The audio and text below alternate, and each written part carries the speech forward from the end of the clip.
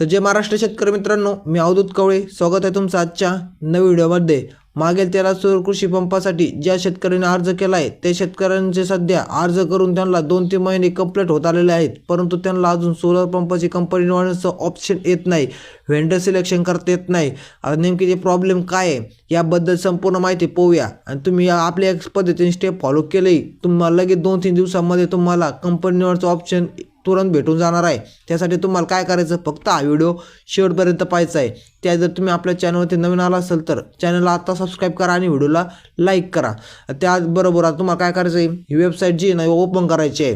या वेबसाईटची लिंक खाली आपल्या डिस्क्रिप्शन बॉक्समध्ये पण दिलेली आहे, तिथून तुम्ही इथं येऊ शकता। आता इथं आल्यावर तुम्हाला इथं पाहिजे तुम्हाला जर असं दिसणार नाही, तुम्हाला जर असं करायचं असेल फुल स्क्रीनमध्ये तर तुम्हाला 3 डॉटवर क्लिक करायचं वरती आणि डेस्कटॉप साईटवर हे टाकून घ्यायचं, मग तेव्हा ते आडवं होऊन तुम्हाला संपूर्ण माहिती वर दिसते।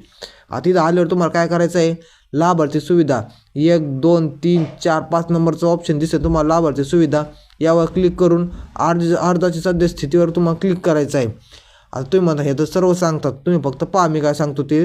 त्यानंतर तुम्हाला काय करायचं आहे, MKID इथं पेस्ट करायची आहे आणि सर्च करायचं आहे।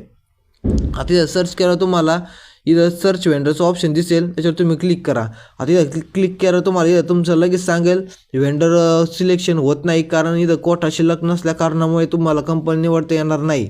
आता तुम्ही म्हणता कोटा कधी येतो, आता सध्या काय झालं, डिसेंबर महिना चालू आहे, डिसेंबर एंडपर्यंत हे कोटा येण्याची दाट शक्यता आहे। त्यामुळे तुम्ही काय करायचं, 2-3 वेळेस इथून दिवसातून 2-3 वेळेस ट्राय करीत राहा, कारण कधी अचानक आला का लगेच तुमचं सिलेक्शन होऊन तुमची कंपनी निवडता येईल। आता तुम्ही म्हणता आता हे सध्या नाही होत तर आम्हाला एक दुसरा स्टेप सांगा, तर दुसरी स्टेप अशी की तुम्हाला डायरेक्ट तक्रार नोंदवायची आहे।